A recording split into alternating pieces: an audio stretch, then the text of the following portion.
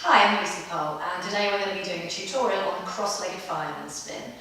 This is a spin with lots of different names. It's quite a basic spin and it will probably be one of the first ones that you learn when you go to pole lessons. We call it a cross-legged fireman. I'm going to demonstrate for you and then we'll have a talk through it.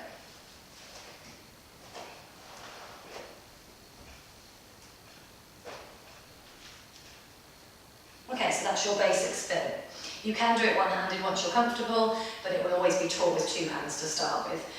Your hand grip is the same as most basic spins, so your inside arm is going to be tall, baseball grip, and your shoulders are going to be nice and engaged. So think about that nice big gap between your ear and your shoulder, pushing the shoulder blade down and squeezing it inwards so that you've got good shoulder engagement, much less likely to get injured. It will also help with muscle development. Your outside hand is going to come onto the pole at chest height, but you need to take a step and face the pole before you add that hand. So with your inside foot, you're going to take a step forward and pivot on that foot to face the pole, and that's where your second hand comes on. Okay? This outside leg is going to come around in a small circle, bend at the knee, and hook onto the pole. Now there's a natural place in your ankle for you to hook, so when you point your toes, you can see this natural curve in the back of your foot where your Achilles tendon is. That's what you use to hook onto the pole, and that keeps you the correct distance from the pole, nice bend in your knee. That will help to keep you hooked on.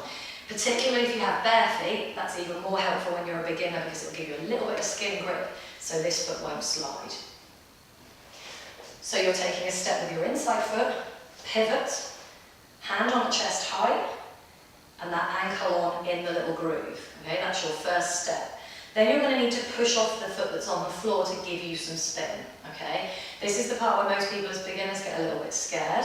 The movement into it will make it much easier, so don't panic if you feel really frightened about taking your weight off the floor. With a little bit of movement you'll find it a lot easier. So you're using this foot to push you sideways, not up and down. You're trying to push sideways around the edge of the mat, and then you're going to tuck this foot to the inside of the pole. Okay, I'm going to demonstrate this sitting down for you because it'll make a little bit more sense. So your outside foot hooks on at the ankle. This foot is going to tuck in with the toes pressing onto the pole.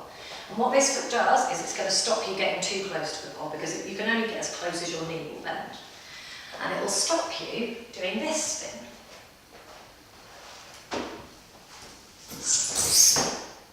Okay?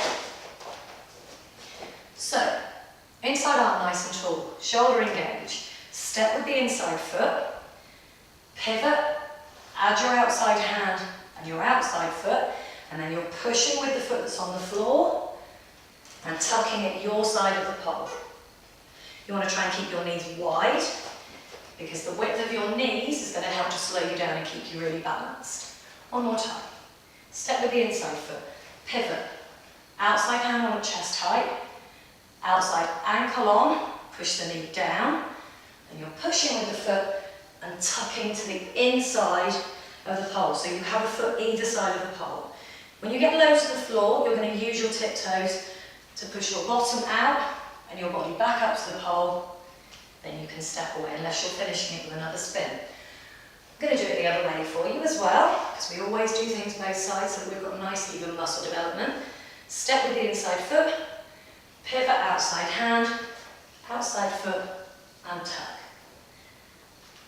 So if you find when you're learning this spin that you're getting really close to the pole, you're not using this back foot, or you may have put it around the front of the pole by accident. So always remember that your first foot goes on the outside of the pole, your second foot comes to the inside of the pole, and that's going to help you to keep your distance, okay? If you're way too frightened to start this move with the movement and the step, you can start it from a standstill. So you'll be facing the pole, one hand, preferably your stronger one if you're a little bit worried because that'll make you feel a bit more secure. Up nice and high, real good engagement through your shoulders, that nice gap between your ear and the top of your shoulder. Your other hand is going to come at chest height. You're going to put your ankle on ready, so you're taking out the step and pivot, and you're going to push sideways and tuck that foot up. For some people that will be a lot more comfortable. When you're working on the cross-legged fireman, make sure that however comfortable you get, you always do it both ways. So for every one that you do on your comfortable arm, you're going to do another one the other direction so that your muscles are worked really evenly, and you don't end up with one side more developed than the other. I'm going to do one more for you. This is your cross-legged fire.